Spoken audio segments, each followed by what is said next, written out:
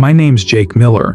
I fix broken things, cars mostly, and sometimes hearts." He chuckled softly as he wiped grease from his hands and looked out at the empty road beyond the garage. 46 years old. Divorced. No kids. A1 Bay repair shop on the edge of a quiet town in Colorado, with more debt than tools. His garage was one of those places people drove past without noticing, just like they did with him. It was nearly 8 p.m. The sun had dipped low behind the mountains, spilling golden light through the cracked glass window of the garage. Jake was closing up for the night.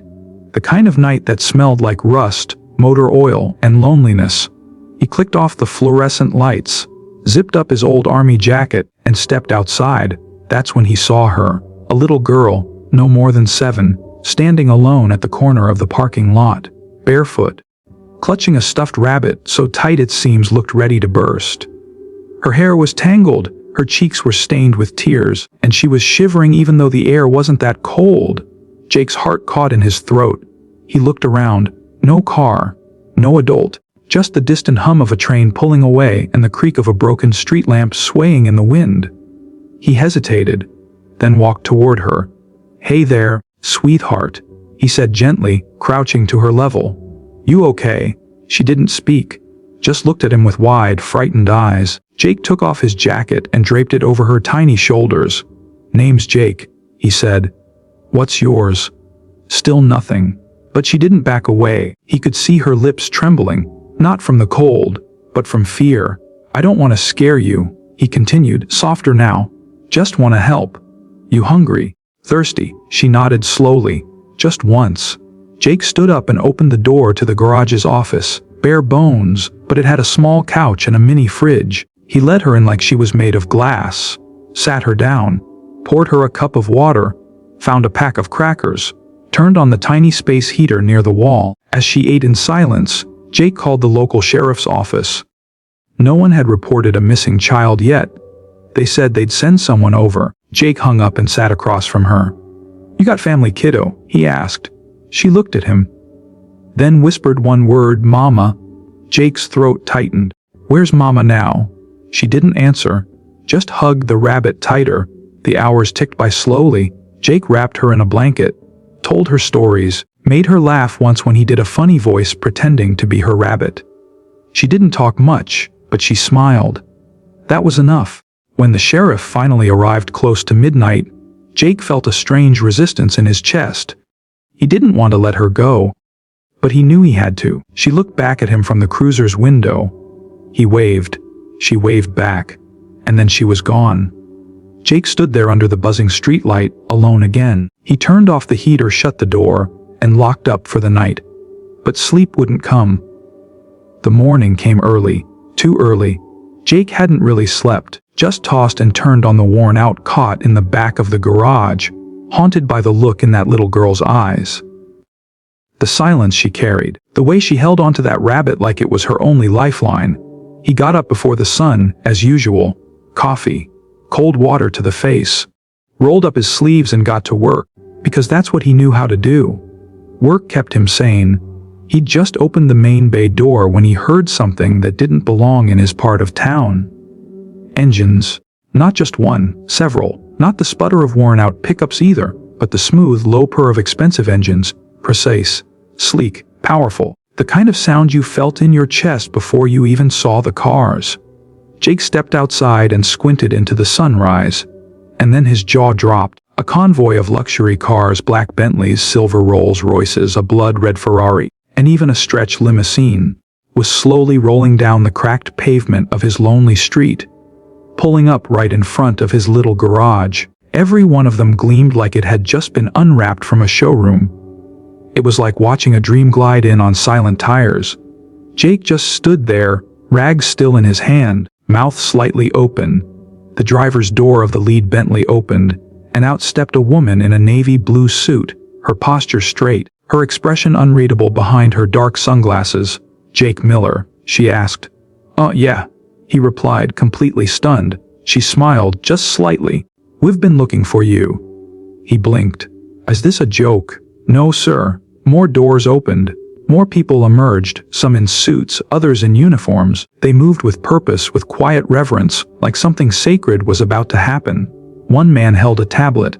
Another was adjusting an earpiece. A third, tall, broad, with a trimmed beard, approached Jake and extended a hand. Jake shook it, still dazed. "Name's William Thorne," the man said. "I work for the Avery family." Jake frowned. "Avery," the man nodded. "The little girl you helped last night? Her name is Emma Avery. Her mother is Caroline Avery.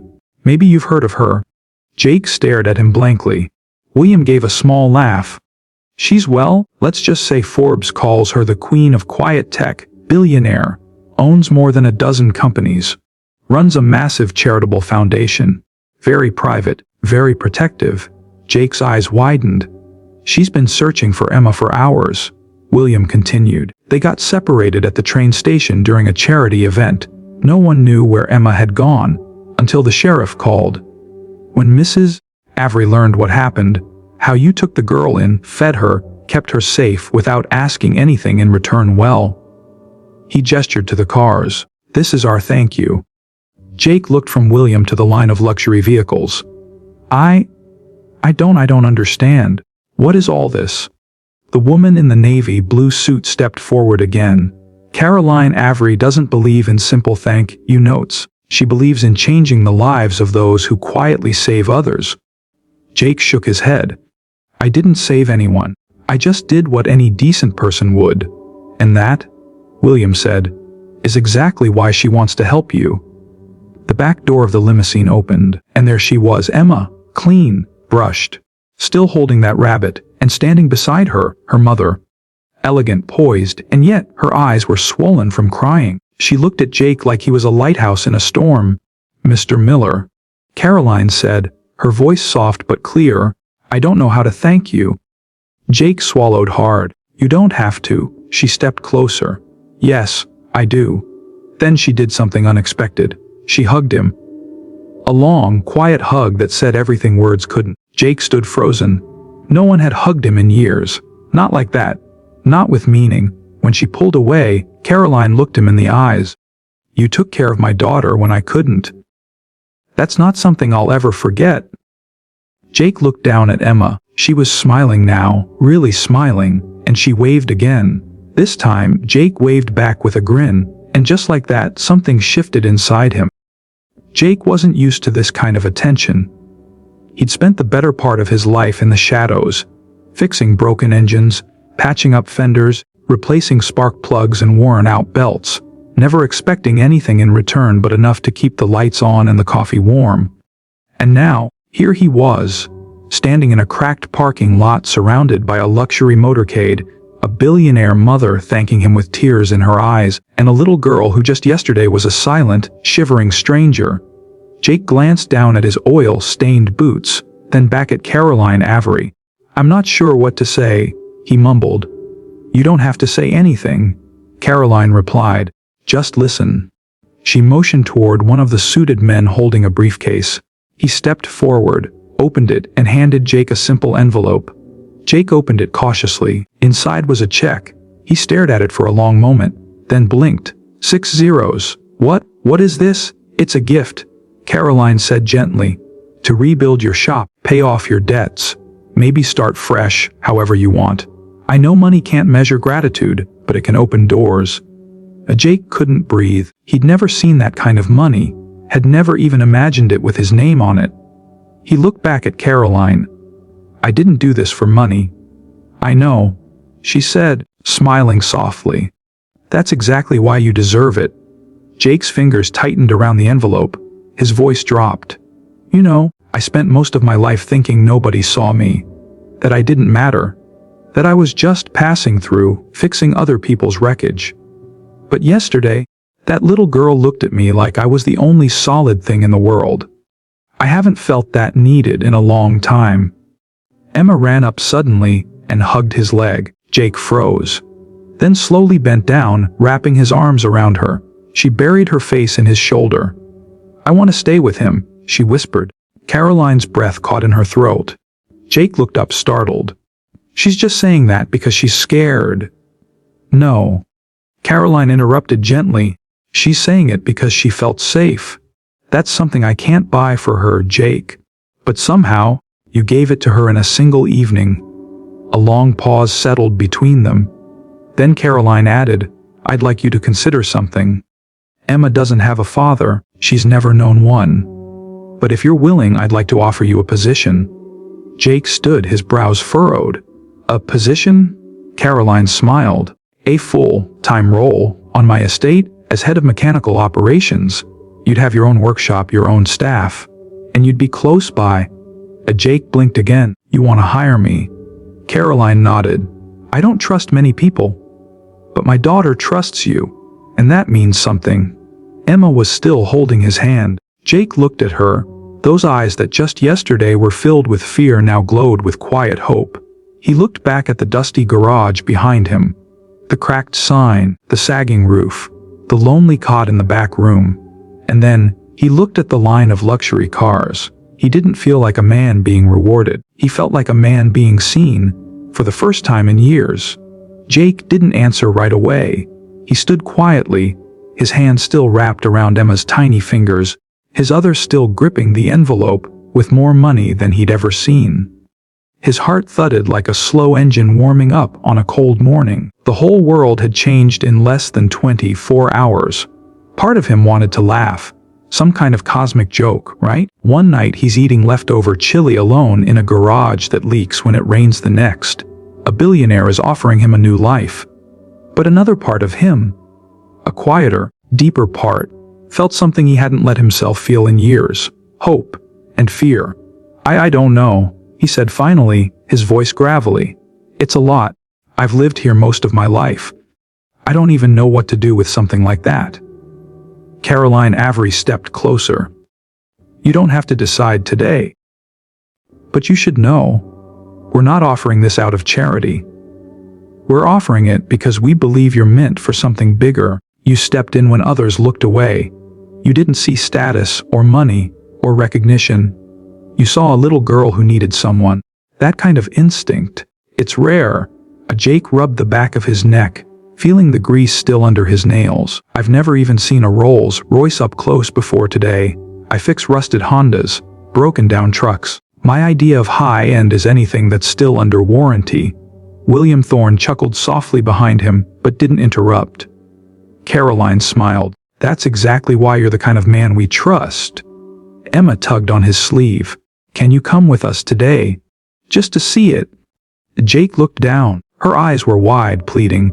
He didn't have the heart to say no, so he nodded. All right, he said. I'll come see it.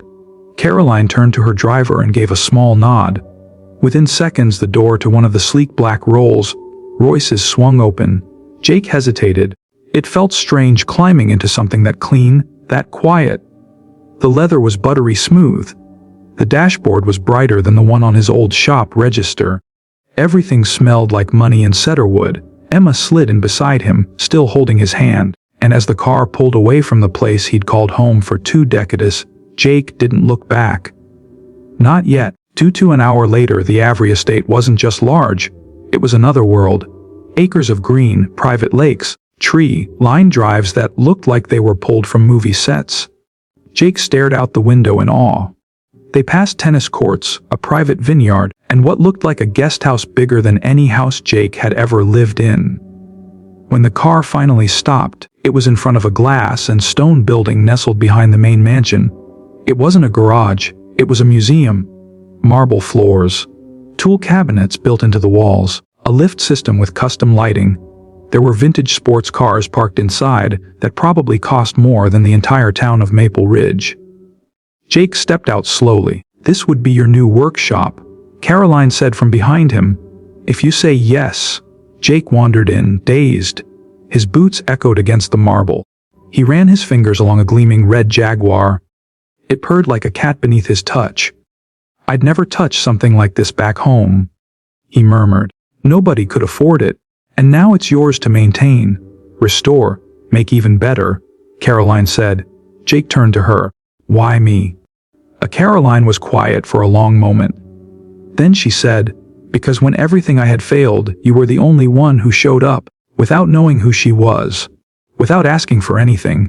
That's the kind of person I want around my daughter, around my family. Jake swallowed hard. The truth hit him like a punch in the chest. This wasn't just a job offer, it was a lifeline.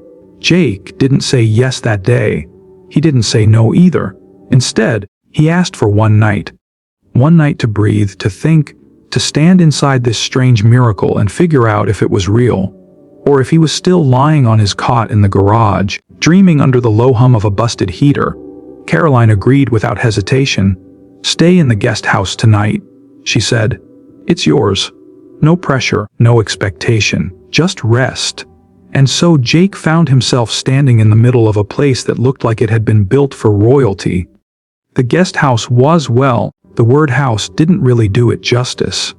It had a view of the hills, warm lighting that dimmed with a touch, and a rain shower so high, he stared at the panel for a full 5 minutes before figuring out how to turn it on. The bed, it was a cloud. But Jake couldn't sleep, not really. He wandered onto the balcony, a mug of chamomile tea in his hand. Real tea, none of that instant stuff he was used to. The sky above was a deep navy, studded with stars. Somewhere far off and all called. The air smelled like pine and distant honeysuckle. Jake leaned on the railing and took a deep breath. Then he heard soft footsteps. It was Emma, barefoot again. Pajamas with little stars, and her ever-present stuffed rabbit, now missing one button eye. "Can't sleep?" Jake asked. She shook her head and came to stand beside him. Jake glanced down. "You like it here?" Emma nodded. "It's big and quiet. Too quiet?" he asked. She shrugged. "Sometimes." Jake turned his gaze back to the sky. "When I was your age, I used to sleep in the back of a pickup truck my uncle was always fixing. He'd let me lay on the old bench seat with a blanket, and the smell of gasoline would put me right to sleep. Weird, huh?" Emma smiled. "Not weird." They stood like that for a while, side by side, two people from very different worlds, bound by a single night, a single moment of connection. Then Emma looked up at him. "I hope you stay." But Jake felt his throat tighten. She nodded. "You don't talk too much. That's nice." He chuckled. "Not sure anyone's ever said that about me before." Emma hugged her rabbit close. "Mama's nice too. But she's busy. People are always needing things. But you were just there." Jake didn't know what to say, because she was right. That was all he'd done. He'd just been there. And somehow, it had mattered. She turned, yawned, and padded back inside. Jake stood alone again, but not lonely, not anymore. The next morning, Jake woke up to sunlight streaming in through floor-to-ceiling windows. For a second, he forgot where he was. No creaking cot, no leaking ceiling, just clean sheets and quiet. He got dressed slowly. Old jeans, a flannel shirt, the only clothes he had. When he stepped outside, William Thorne was already waiting for him at the foot of the guest house steps, holding 2 cups of coffee. "Morning," William said, handing one over. Jake took it, grateful. They walked in silence through the garden path leading to the main house. Birds chirped. Somewhere in the distance, someone was practicing the piano. "I've seen a lot of people walk into this estate," William said after a while. "They come with suitcases full of ambition, polished resumes, fancy shoes. But I've never seen someone walk in like you did." Jake sipped his coffee. "Yeah, how's that?" William looked over. "Like you didn't want anything, but somehow ended up with everything." Jake raised an eyebrow. William smiled. "Mrs. Avery said something this morning. She said, some people are placed in your life by the universe. They don't ask for much, but they leave everything better than they found it." Jake shook his head, eyes down. "I'm no saint." "No," William agreed. "Just a good man. Those are rarer." Just then, a delivery van turned onto the driveway. It stopped near the guest house, and 2 men stepped out with a large wooden crate. Jake and William walked over. "What's this?" Jake asked. One of the men handed him a clipboard. "Delivery for Mr. Jake Miller." Jake signed, confused. They pried open the crate right there in the driveway. Inside was a fully restored 1967 Shelby GT 500 Mustang, deep blue, chrome trim. Leather seats still smelling like they were stitched yesterday. Jake's breath left him in one stunned gust. He reached out, brushing a finger along the edge of the hood. A small envelope was taped to the windshield. He opened it. Inside was a handwritten note. Jake unfolded the small handwritten note with hands that trembled slightly, the kind of tremble that comes when your world starts shifting beneath your feet, and for once, in the right direction. The paper was cream-colored, thick, delicate. The ink flowed in clean, elegant strokes. At the top, in soft script, it read simply, "From Caroline." He read aloud quietly to himself, voice catching on the first few lines. "Jake, this car belonged to my late husband. It was his dream machine, his escape, his joy. He spent weekends under the hood with Emma watching from the porch, always waiting for the moment the engine would roar to life." That sound meant everything was okay again. After he passed, I couldn't bring myself to look at it. For years it sat in storage, silent. But when Emma came home last night and talked about you, about your garage, your hands, your smell of oil and motor grease, I thought maybe it was time for the car to find a new home. Not a museum, not a showroom, a home. So here it is, hers. Yours. Yours to drive, to fix, to remember. You saved my daughter, Jake. Not just from being lost in a city, but from something bigger. A kind of loneliness I didn't even know had crept into her heart. You didn't just help her. You saw her. You made her feel safe when no amount of money ever could. That's a rare kind of man. Whatever you decide, whether you stay or go, you'll always have a place here, and a family here. Thank you, Caroline. Jake stood silent. The world seemed quieter after the words sank in. He looked up slowly, blinking at the morning light. The blue Shelby shimmered like something out of a dream. But the letter, that hit harder than the car ever could. William Thorne was still standing nearby, sipping his coffee, giving Jake the space he needed. Jake exhaled. Long, slow. "I can't believe it," he finally whispered. "You earned it." William replied calmly. "Every bit of it?" Jake ran a hand over the hood again. His voice was steadier now. "This isn't just a car. It's a memory, a gift, a trust." He looked down at the letter again. "What kind of man would I be if I walked away from something like that?" William smiled. "So is that a yes?" Jake looked out across the estate, at the shimmering grass, the soft sunlight through the trees, the outline of Emma on the porch with her rabbit in her arms, watching him from a distance with quiet hope in her eyes. He took a long sip of coffee, then nodded. "Yeah, it's a yes." That afternoon, Jake unpacked the few things he had, tools, photos, a set of wrenches passed down from his father, and set them up in his new workshop. The place was bigger than any garage he'd ever worked in. Everything gleamed. It smelled like clean rubber and polished steel. But he kept a small corner messy, just the way he liked it. As he adjusted his first socket wrench in the new space, Emma wandered in, her rabbit now missing both eyes. "Can you fix him?" she asked, holding out the soft, threadbare toy. Jake smiled.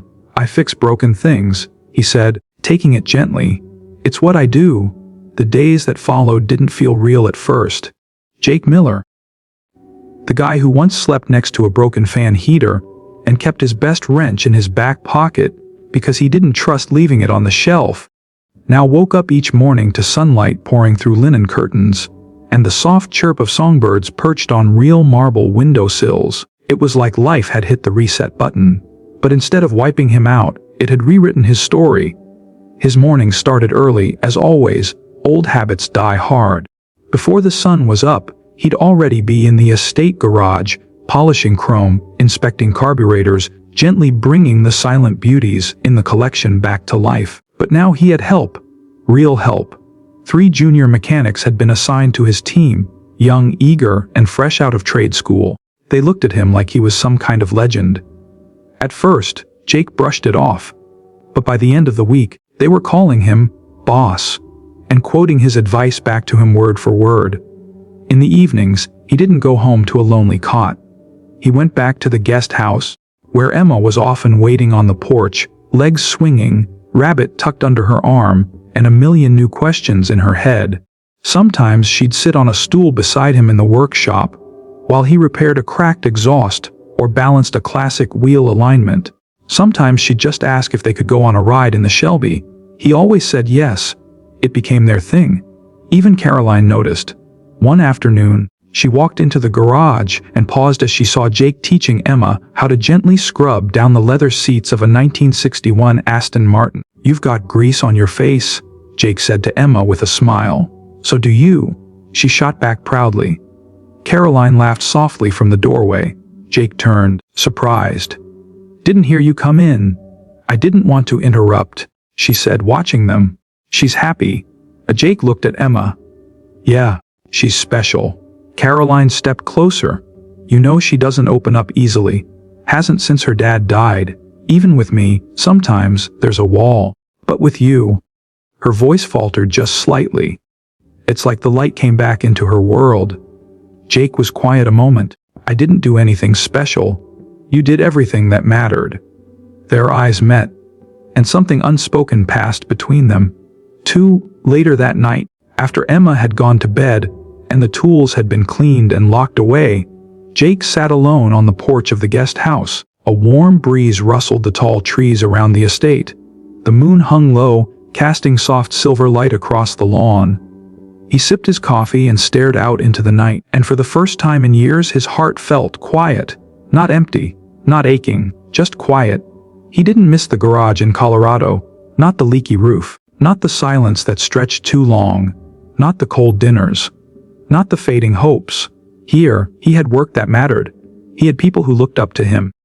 He had a kind of family.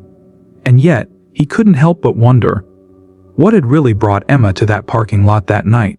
Jake had just started to settle into his new life when the question began to gnaw at the back of his mind. It came late at night, in the stillness, sometimes after Emma had gone to bed. Sometimes while he was closing the hood on a perfectly tuned machine. Sometimes when Caroline would look at him, soft, grateful, trusting, and he'd remember that none of this was ever supposed to be his. She had everything: security staff, drivers, GPS trackers, personal assistants. So how, in that kind of world, does a child like Emma disappear from a train station and end up alone on the side of a dusty road in front of a broke-down garage in Colorado? Jake hadn't wanted to ask at first. It felt ungrateful, even suspicious. And yet it lingered. One evening, after a long day repairing the rear suspension on a Rolls-Royce Phantom, Jake was sitting on the grass with Emma while she plucked clover flowers and braided them into tiny crowns. "Hey kiddo," he said gently, "can I ask you something?" She looked up, eyes curious. "Do you remember how you got to the garage that night?" Emma paused, her fingers stilled. She looked down. "I don't know," she said softly. "I was supposed to go with the lady who helps Mama. She said we were meeting someone. But then she left. I got scared, so I walked." Jake frowned. "Walked? From the train station?" Emma nodded. Jake's gut twisted. "Do you remember her name? The lady?" She hesitated, then whispered, "Mira." Jake repeated it under his breath. Mira. He hadn't heard that name mentioned before. Not once. That night, Jake brought it up to Caroline. They were standing in the kitchen of the main house. She was pouring wine. Barefoot, hair down for the first time he'd ever seen it. "I wanted to ask you something," Jake said, carefully. Emma mentioned a woman. "Mira." Caroline froze. Wine dripped over the rim of her glass. She slowly set the bottle down. "I haven't heard that name in a while," she said after a moment. "Who was she?" Caroline took a breath, leaned against the counter, arms crossed. "She used to be one of Emma's caretakers. A friend. Or I thought she was. She worked with us for over a year. Emma trusted her. I trusted her. What happened? She vanished." Caroline's voice went quieter. 2 days before the event at the station. Didn't show up to work. Her phone was off. No word. Security thought she fled. We were still trying to figure it out when Emma disappeared. Jake's jaw clenched. "You think she left Emma at the garage on purpose?" "I don't know." Her voice cracked slightly. "But if she did, then she knew what kind of man she was leaving Emma with." Jake stared at her. "I don't think it was an accident you were the one who found her," she continued. "Maybe Mira did. I don't know how or why, but maybe she saw something. Maybe she planned it." Jake didn't know what to say. Part of him wanted to chase the answers, dig up the truth, but another part, the bigger part, just kept thinking about Emma. How she chose to walk to him. How she smiled differently now, How she'd started drawing him into her crayon pictures. Always next to her, always with the same crooked smile. Caroline looked up. "I'm sorry," she said quietly. "I should have told you sooner. I just didn't want the questions to take away what's here now." Oh, Jake took a long breath, then nodded. "Yeah," he said, "me neither." But that night he didn't sleep, because somewhere out there, a woman named Mira had vanished and had left a little girl in the hands of a lonely mechanic. And that felt too deliberate to be coincidence. The following day, something unexpected arrived. Jake had been elbow deep in the engine bay of a '62 Mercedes 300 SL when one of the estate staff came rushing into the garage with a yellow envelope in hand. "Sir," the young man said, slightly out of breath, "this just came by courier, hand-delivered, no return address. But it's for you." Jake raised an eyebrow, wiped the grease from his hands with a rag, and took the envelope. It was thin, no markings on the front, just his name, written in looping, feminine script, Jake Miller. He stepped aside, tore the top cleanly, and pulled out a single folded page. It smelled faintly of lavender and dust. The first line made his chest tighten instantly too. "If you're reading this, then I did what I had to do. Mira." It could Jake read on, his fingers trembling slightly. "2. I know you're wondering who I am and why I left Emma that day. I wish I could explain it all face to face, but I couldn't risk being followed. I couldn't risk her safety. Or yours. Caroline is good. She's stronger than most people know. But the world she lives in, it has shadows. Dangerous ones. There are people around her who smile in the light and twist knives in the dark. People who never wanted Emma to inherit a thing. People who would hurt a child just to send a message. I worked for Caroline. But more than that, I loved Emma. She was the light in that house. And when I started seeing patterns, meetings behind closed doors, cars parked where they shouldn't be, accounts opened in Emma's name, illegal accounts, I knew something was wrong, so I took her. Not to disappear forever, just to protect her long enough to buy time, long enough to pass her to someone who wouldn't be noticed. Someone with no power, no public ties, just a good heart and a quiet life. I found you 3 months earlier. You fixed my car on a rainy morning. You gave me coffee while I waited. You didn't know who I was. You didn't ask. But you told me you fixed broken things and that your garage was a place for what everyone else throws away. That stayed with me. So when the time came, I brought her to you. I watched from across the street. You stepped out of that garage and knelt down like she was made of glass. And I knew. Emma is safe because of you. But she's not out of danger. Not yet. There are people in Caroline's circle who won't stop, who will realize what I did, and they may start asking the wrong questions. Be ready, I'll be in touch when it's safe. Mira. Jake stood frozen, the noise of the tools, the air compressor, even the humming lights in the garage, all faded into a deep, echoing silence. Everything had just changed again. This wasn't just about kindness anymore. This wasn't just fate or chance. This was deliberate, calculated, and dangerous. He folded the letter slowly, tucked it into the inner pocket of his flannel shirt, and walked out of the garage. He needed to see Caroline, now. 10 minutes later, they were alone in her study. The doors were closed. Emma was in the garden with her piano tutor. Jake handed her the letter without a word. Caroline read it in complete silence. Her hand clutched the edge of the desk. Her eyes, usually composed and sharp, grew wide and glassy. When she finished, she didn't speak. She just looked up at Jake and whispered, "It's true, all of it." Jakey's chest tightened.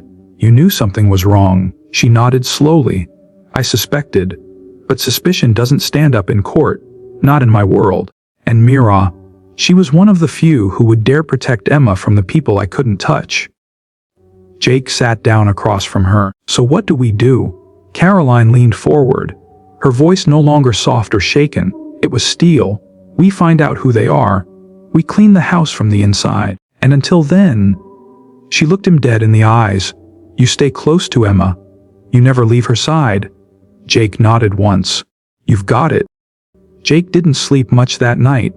He sat in the lounge across from Emma's room with a blanket around his shoulders and a flashlight in his lap, like some makeshift guardian. The hallway was quiet, dimly lit by ornate sconces that cast long shadows across the marble floor. The estate felt different now, not cold exactly, but watchful, like the walls themselves were listening. He had grown up thinking that wealth meant security, that people in mansions lived lives of comfort and certainty. But now he realized, when you had everything to lose, and someone wanted Emma to lose everything.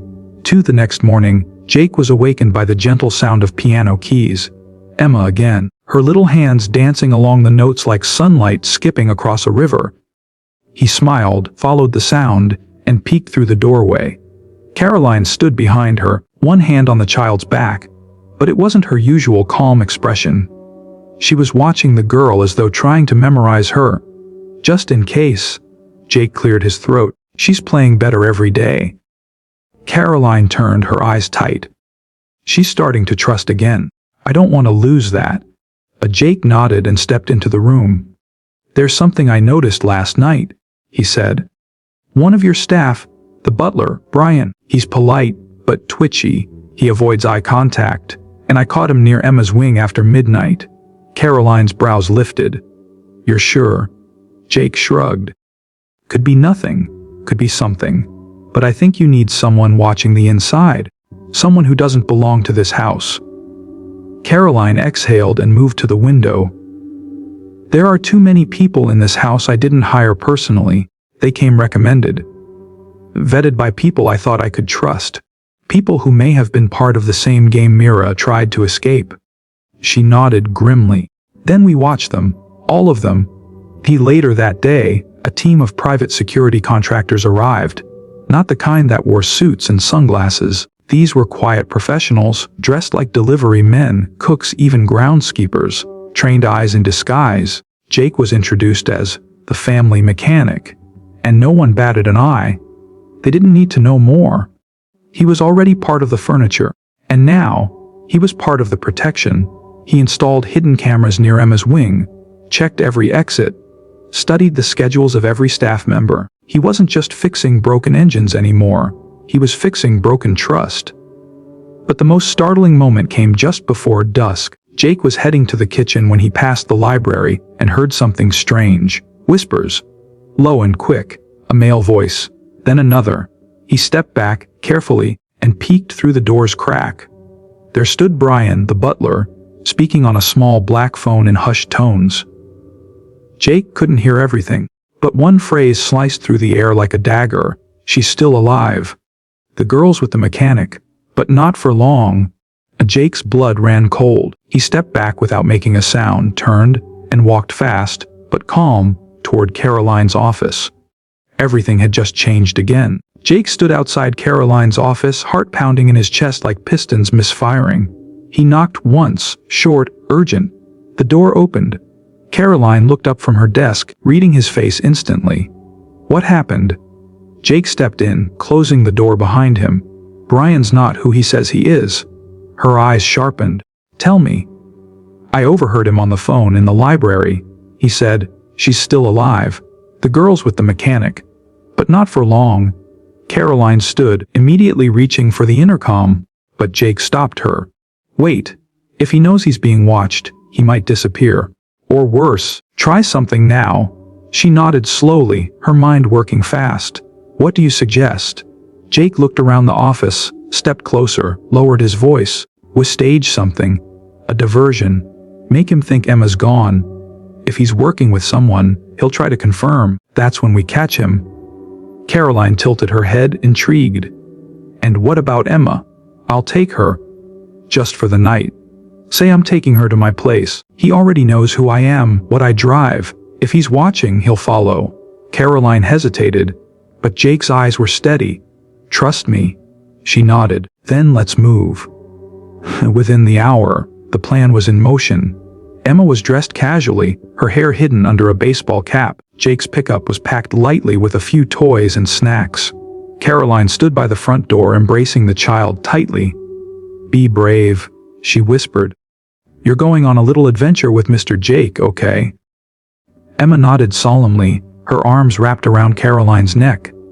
Then she climbed into the truck beside Jake, and with a casual wave to the staff, including Brian, who stood stiffly on the steps. They pulled away from the estate. Jake checked the mirror. A black sedan trailed a few cars behind, subtle. Too subtle for someone just driving home. Bingo. 10 minutes later, Jake made a hard left into a wooded service road just off the highway. The sedan followed, then slowed.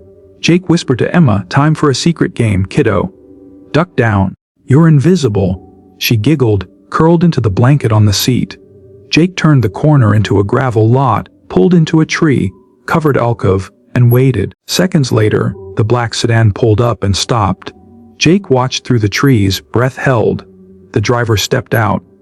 Brian. He looked around, then opened his phone. Jake started the truck, pulled out fast, blocked the sedan's path. Brian's eyes went wide. Jake stepped out, cool, calm, holding nothing but a wrench in his right hand. "Lose something?" he asked. Brian's hand moved toward his waist, but Jake was faster. Slammed the door shut before he could reach inside. "Don't," Jake warned. "Not unless you want me to rebuild you from parts." Brian froze. Moments later, headlights swept the trees. Caroline's security team had arrived, quiet, coordinated, swift. Brian was surrounded. Two back at the estate, as Brian was escorted away in cuffs by private law enforcement. Caroline stood at the gates watching it all. "I trusted him," she whispered. Jake stood beside her, Emma now fast asleep on his shoulder. He picked the wrong family. Caroline looked at Jake. This mechanic who once worked in silence, alone in a run-down garage, now holding her child like she was his own. She reached out and touched Emma's hair. Jake didn't say a word. But he didn't need to. The real work had only just begun. It was just past sunrise when the package arrived. No courier truck. No knock at the door. Just a small, nondescript box left neatly on the front steps of the estate. No return address. No postage. Wrapped in brown paper, tied with thin twine.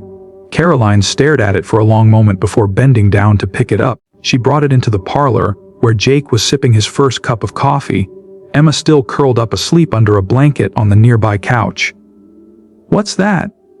he asked, sensing the tension in her movements. She didn't answer, just handed it to him. Jake untied the twine slowly, careful not to damage anything. Inside, beneath layers of soft tissue, was a folded piece of lined paper and a photograph. He lifted the photo first. It showed a young woman, Mira, smiling, standing in front of a lake. Emma was beside her, holding her hand. But it wasn't the lake or the sunlight in their eyes that made Jake's blood go cold. Behind them, just out of focus, stood two men. One of them was Brian. Jake's hands tightened on the photo. He knew her, he said, even before all of this. Caroline took the picture, her eyes scanning every corner. The paper shook slightly in her fingers. Then everything was a lie. He didn't just betray this house. He betrayed Mira, too. Jake turned to the letter, carefully unfolding the worn paper. To the letter read, "Chore, if you're reading this, it means I failed to disappear completely. My name is Mira Delaney, and I made mistakes. Dangerous ones. They wanted me to sign over my research, to give them access to my work on autonomous surveillance AI. I refused. I thought I could protect my daughter by staying silent, by hiding, but I underestimated them. If Emma is safe, thank God. Trust no one from my world, not even the ones who smile the brightest, especially them. Please, if anyone has her now, tell her I loved her more than my own life. And if you can, tell her she's free now." Jake read the last line twice. Something about it clung to the back of his throat like thorns. Surveillance AI. He muttered. That's what this was all about. Caroline sank slowly into a chair, staring at the letter. Mira was working on something powerful, something they couldn't control unless they owned her. Jake nodded, piecing it together. Brian wasn't acting alone. He was just the thread. The real web is still out there. Caroline looked up, suddenly focused. Then we pull the thread, follow it all the way. That night, Jake sat outside on the balcony, Emma curled in his lap watching the stars. He held her a little tighter than usual, not from fear, but from clarity. The past was surfacing, secrets unraveling, but Emma was safe. For now, and for now was enough. It took less than a day to trace the photo's background to an old academic archive, the lake, the university campus behind it. The plaque Mira stood beside, Jake zoomed in on it over breakfast, pointing it out to Caroline. Newton Ridge. He muttered. Northfield University. Upstate?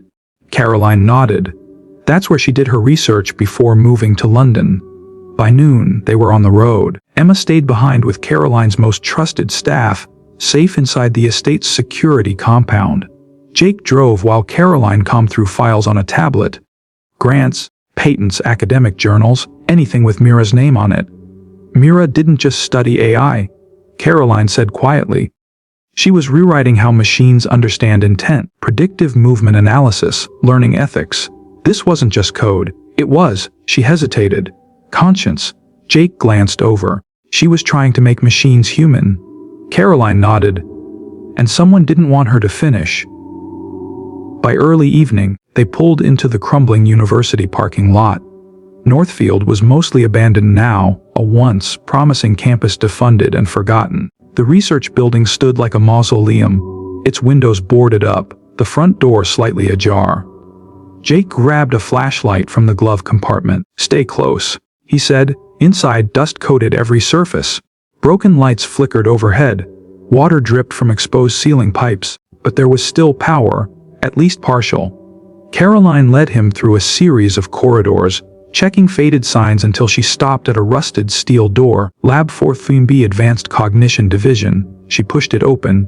The room looked like it had been raided, computers gutted, monitors smashed. But in the corner, something caught Jake's eye. A single terminal still humming. Barely. He crossed the room, brushing away dust, and tapped the keyboard. The screen flickered to life, a login prompt. Then a message. You're too late. Jake leaned in. The text changed again. She was one of us until she wasn't. Now she's gone. You should be too. Caroline paled. Jake typed back, or, where is she? The screen blinked. Then a final message appeared. Ask the child. She remembers more than you think. And then, black. The terminal powered down. Dead. Jake stepped back slowly, breath caught in his chest. Caroline turned to him, her voice tight. Emma saw something. Jakey nodded. And someone doesn't want her to remember.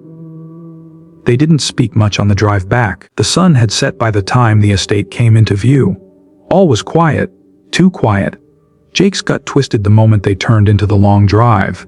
Lights were off. The front gate wide open. He slammed on the brakes. Caroline's phone buzzed. One text. Unknown number. If you want the girl back, come alone. Jake stared at it, and for the first time in a long time, his hands shook.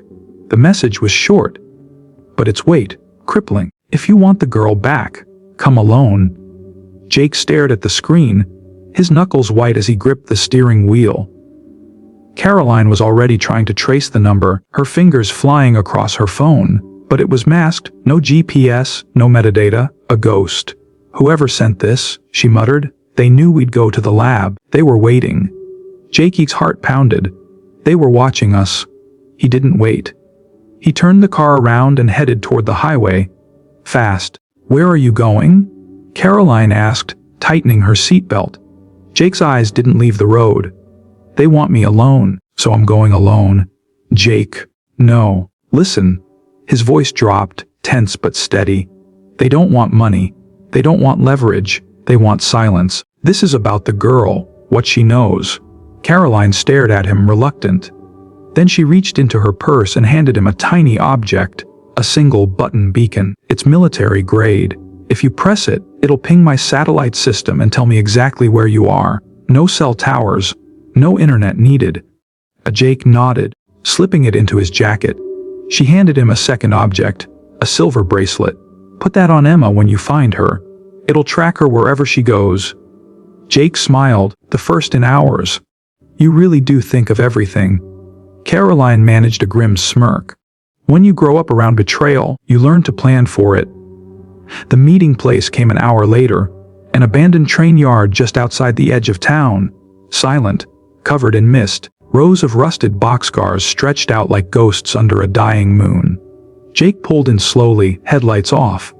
As he stepped out of the car, the night swallowed him whole. No wind, no voices, just the creaking of old metal and the distant sound of dripping water. Then, a voice, low, distorted, filtered through a speaker. Turn around, drop your phone, hands where we can see them.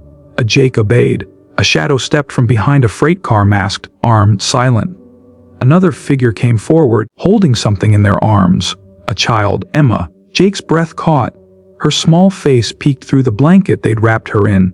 Tears streaked. Scared, but alive. Let her go. Jake growled, fists clenching. No, the masked man replied. Not until she remembers.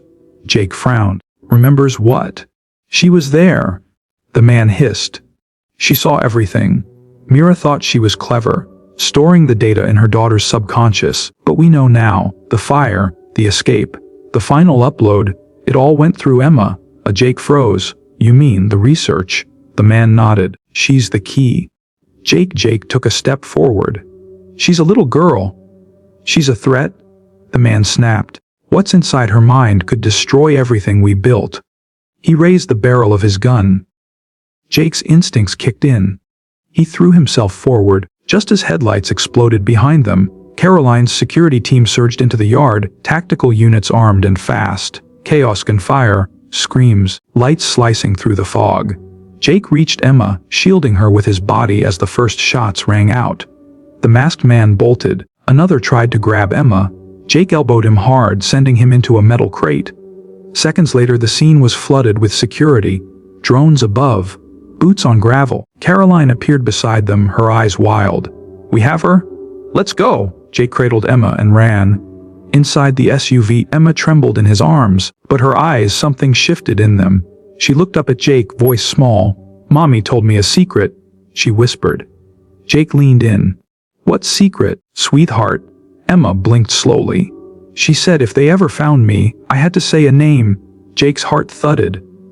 What name? Emma's lips parted. A whisper, a name neither of them had ever heard before.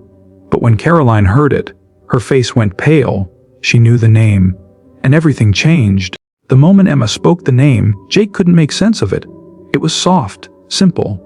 But Caroline went rigid, completely still. Jake watched her knuckles turn white around the steering wheel as the SUV sped away from the train yard. Caroline, he asked. She didn't answer. Her jaw clenched. Her eyes locked straight ahead. Jake turned to Emma, who was curled against him in the back seat, already drifting into a trembling, exhausted sleep. Who is it? He asked again, quieter this time. Who is Malcolm Rains? Caroline blinked. Once, then again. I thought he was dead.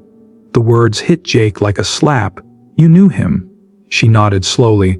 Everyone in high-level data intelligence did. He was one of the original architects behind Neuralico, before it ever became public, before it became what Mira tried to fix.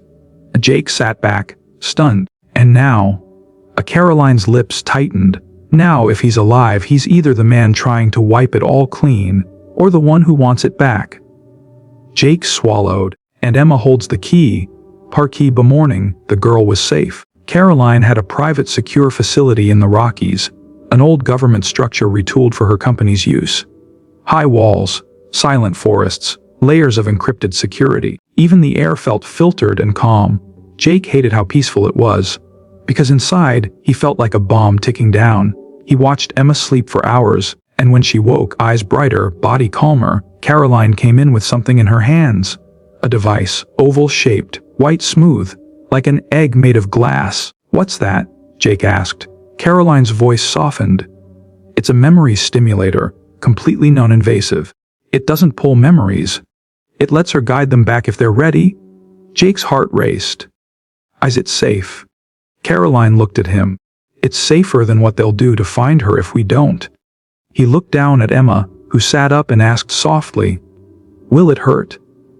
Jake knelt beside her. Not at all. I'll be right here the whole time. And Emma nodded, brave. She took the device gently like it was a fragile toy. It lit up blue in her hands. Within seconds, her eyes shifted, glazed but calm, and then, her voice came out low and far away. I remember the door, the blue room, the files, Mommy's voice. Caroline was recording it all silently, tears welling in her eyes. Jake kept his hand on Emma's shoulder, grounding her. Then, the girl said something that changed everything. There was a man. In the hallway. Mommy called him Malcolm. He was angry. She gave him something and said, If anything happens to me, take it to Jake. Jake's breath caught. Caroline stared at him. She meant you. They tore the shop apart that night. Jake's dusty, one-bay garage that barely held a single working socket wrench turned out to hold a secret. Behind the wall of the storage closet, sealed into the concrete, was a tiny black box. No one had ever touched it. Not even Jake. He'd never known it was there. Inside, a crystal storage chip, military grade, untraceable, with one word etched into the casing: ECHO. Jake stared at it, hands shaking. She hid it from everyone, even her own team. Caroline nodded, her voice low. Whatever's on that drive, it was never meant to be found. When Jake turned to Emma, she was watching him, and she smiled. Jake stood in the middle of his tiny garage, holding the crystal storage chip like it weighed 1,000 pounds. The word ECHO glinted in the overhead bulb's flicker, carved in bold but elegant strokes. He'd never seen a chip like it. Definitely not civilian tech, not even corporate. Caroline took a slow step toward him. "Where's your computer?" she asked. Jake almost laughed. "You're looking at it." He motioned to a battered old monitor in the corner, still running Windows 7 and duct taped at the hinge. She sighed, opened her bag, and pulled out a sleek black laptop with its ports sealed in smart glass. "This one won't get us traced." They moved into the back room, away from the windows. Emma sat nearby, quiet, eating crackers, eyes flitting between them, watching without speaking. Caroline plugged the chip in and paused. "This might trigger a signal," she said. "If it does, we'll have 15 minutes at best." Jake nodded once. "Do it." The screen blinked to life, a soft chime, then a voice, familiar and gentle. "Mira, if you're hearing this, I'm gone." Jake froze. Emma looked up sharply. Her eyes began to tear. "The system we built, Neuralico, it wasn't just AI. It was empathy simulation. We taught it how to feel, and someone wanted that shut down, or worse, weaponized." A short pause. Then, "The algorithm I hid in this chip is the full kernel. If you run it, you unlock the true echo. It could change everything: education, medicine, politics, war. It sees motive before action. It learns peace. But if it falls into the wrong hands," Jake whispered, "what do we do with it?" The screen blinked again.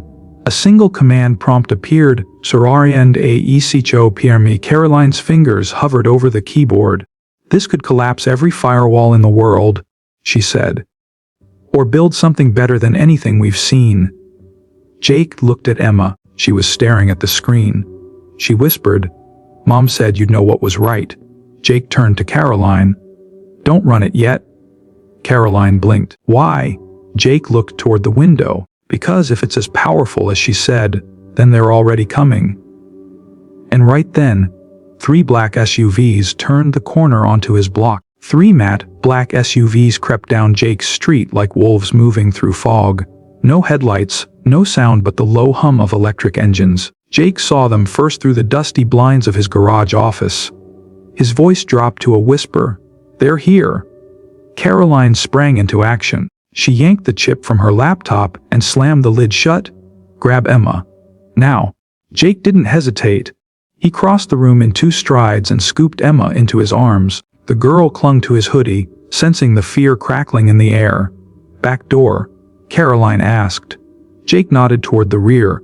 "Through the parts closet. Leads to the alley." They burst into motion, Jake's boots thudding across the oil-stained floor. Caroline was already at the closet, pulling away a shelving unit to reveal the hidden latch. Behind them, the sound of tires crunching gravel, then doors opening, voices.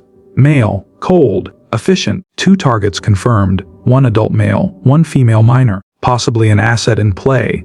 Jake slipped through the closet door into the dark alley just as the front garage door burst open. Flashlights, boots. Too late. They were spotted. "Go, go," Caroline shouted, slamming the hidden latch shut behind them. "Run." They sprinted down the narrow alley. Jake's lungs burned. Emma held tight, burying her face in his shoulder. He knew the back streets better than anyone. Twists, shortcuts, hidden paths between buildings, but the SUVs weren't meant for streets. They were designed for cities like this, with surveillance, predictive GPS, and perimeter drones already moving in.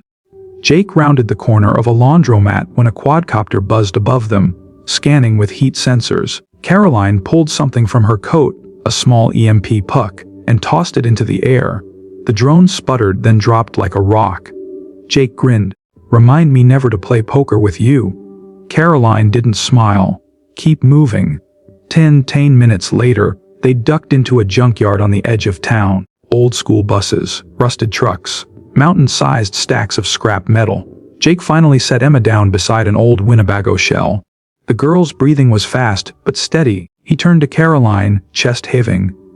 That chip, if they get it. They won't. She held it up, then tucked it into a hidden zipper sewn inside her boot. They'd have to take me apart to find it. Jake leaned against the bus. They're not gonna stop. No, she agreed. But now we know who we're dealing with. The people chasing her. They're not private. They're federal. Jakey's stomach dropped. CIA. Caroline shook her head slowly. Worse, it's not just one agency, it's a coalition. Rogue operators. Using black funds, no names, no oversight.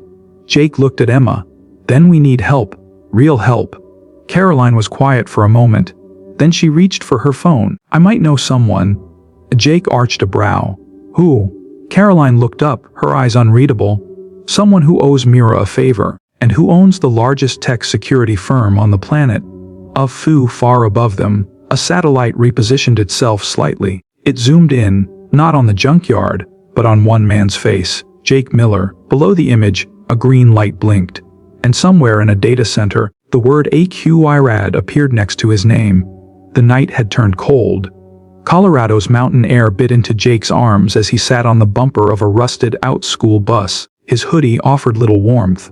Across from him, Caroline spoke quietly into a burner phone, her back to the wind. Emma curled beside an old tire stack, finally asleep under Jake's coat. Jake watched her sleep, so small, so still, and yet the world was turning upside down because of what she carried in her heart, and what her mother had hidden inside a sliver of crystal. Caroline ended the call. Jake looked up. That the friend? She nodded. Goes by Wolf now. Used to be CTO at Atrian Systems, until she walked away from billions after a whistleblowing scandal. Mira trusted her with everything. A Jake squinted. She gonna help? She's sending a plane. A Jake blinked. A plane. Caroline nodded again. Private runway, 30 miles out. We've got an hour to get there. After that, we're on our own. Jake exhaled, stood slowly, glancing down at Emma. We can't keep running forever. Caroline met his gaze. We don't need forever. Just long enough to get this to someone who can protect it. A Jake studied her. You trust this Wolf? Caroline's eyes didn't blink. I don't trust anyone, but I believe in Mira. And Mira believed in her. That was enough. 2:30, 5 minutes later, they were in Jake's rebuilt Dodge Dart, an old beast with a fresh soul under the hood. He pushed the engine hard, tires whining on dark country roads, headlights cutting through fog. Emma stirred in the back seat. Are we flying? A Jake smiled in the rearview mirror. Yeah, kiddo, you ever been on a plane? She rubbed her eyes. Not since Mom. Jake glanced at Caroline. They both said nothing. Pooh. As they reached the edge of the old airfield, fog rolled across the tarmac like ghosts. A single plane sat on the runway, a sleek white jet, almost silent in profile, like it had dropped from the sky itself. A woman stood waiting beside it. She wore a long black coat, silver hair pulled back tightly, and mirrored sunglasses that glinted under the runway lights. Jake parked and stepped out first, shielding Emma with his arm. Caroline followed, tense. The woman walked forward.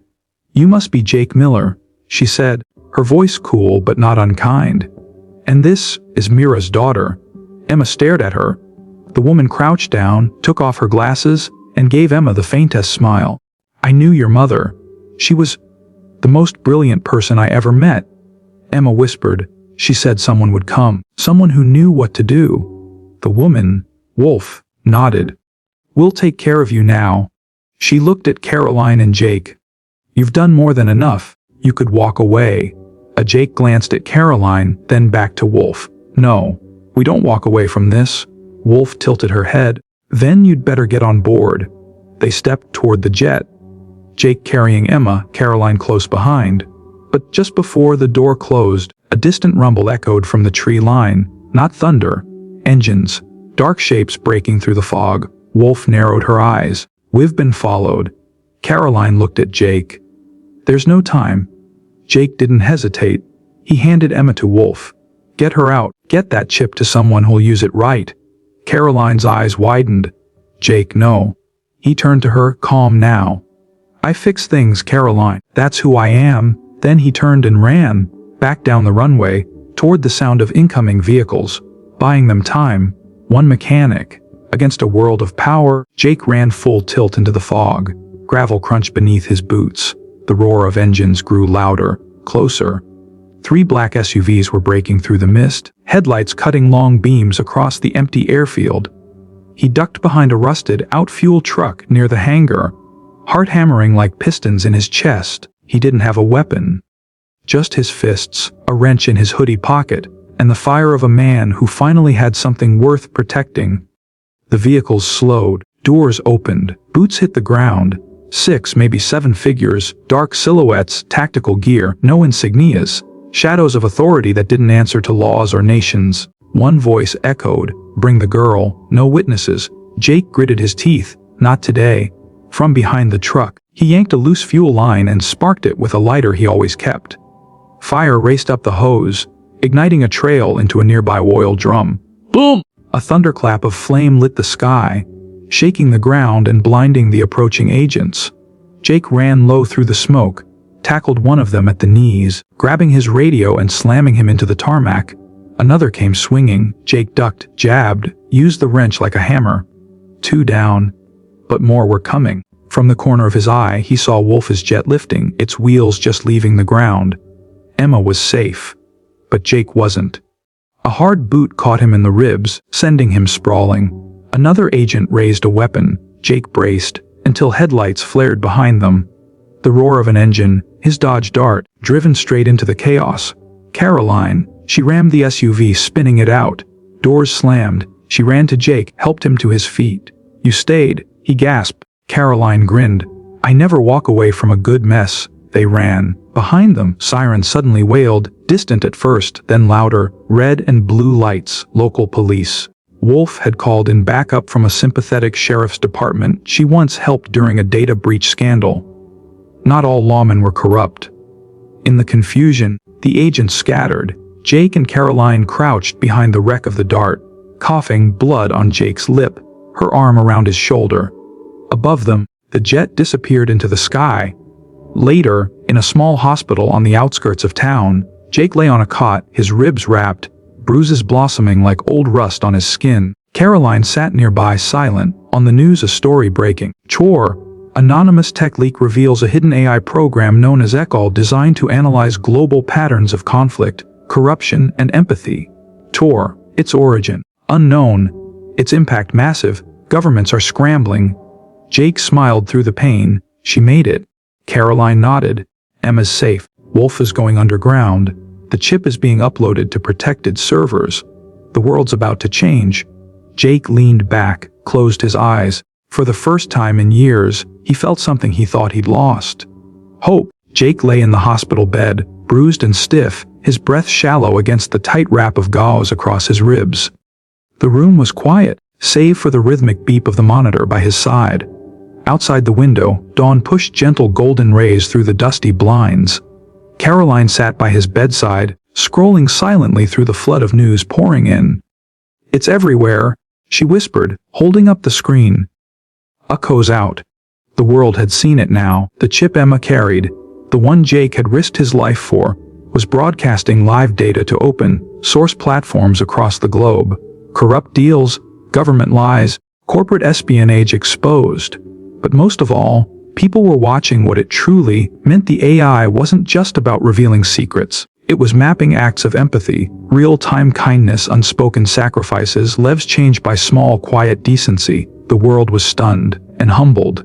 Jake smiled faintly. I guess that little girl saved the rest of us too. By noon, Jake was discharged, against Caroline's very vocal advice, and limped back to his garage with her help. The place was still standing, smoke stains on the edge of the doorframe, broken window, wrenched open tool drawers, but familiar safe. Jake pulled back the tarp on the old Dodge Dart, or what was left of it, and exhaled. You served well, old friend. That night, he sat under the open sky with Caroline on the tailgate of a borrowed pickup, a beer in his hand, silence between them. Not empty, but full. "What now?" she finally asked. Jake looked up at the stars. "I fix what's broken," he said. "And this world's got plenty of that left." Morning came. Jake woke to the sound of engines, not the old coughing ones he was used to, but the smooth purr of handcrafted precision. He stepped out, eyes narrowing. A fleet of luxury cars lined up in front of his garage: 2 Bentleys, a McLaren, a Bugatti, and 3 black Rolls-Royces, clean, pristine, gleaming like mirrors in the sunlight. Caroline stepped beside him, mouth hanging open. "What in the—" A man in a suit walked over. Polished shoes, silver hair, calm presence. He extended a letter. "Mr. Miller, on behalf of Miss Emma Wolfe, these are yours. A token of gratitude, and the first 7 clients of your now very exclusive restoration business." Jake blinked. "Clients?" The man smiled. "Word travels fast. After what you did, you're now considered the most trusted mechanic in America. Every billionaire with a classic car wants their hands touched by the man who saved the girl who saved the world." Jake stood stunned as he opened the envelope. Inside, a handwritten note in Emma's rounded scrawl. "Chore Jake, you fixed my life. Now I'm helping you fix yours. Open hearts lead to open doors. Emma." Underneath was a black card, solid metal, unlimited credit, his name engraved. Jake turned, barely holding back the emotion. Caroline laughed, half in shock, half in awe. "Wiss you're not broke anymore, huh?" Jake looked at the cars, then at the old sign hanging crooked above the garage. "Miller's Fix It." He took it down with one tug. A new one was already waiting, gold engraved, clean and fresh. "Eco Garage. Where every engine has a heart." He smiled, for real this time. Not just because of the money, or the fame, but because for once, he wasn't invisible, and the world, finally, had decided to care back. If this story touched your heart, don't forget to like the video, share it with someone who needs a little hope today, and subscribe to the channel for more inspiring stories like this one.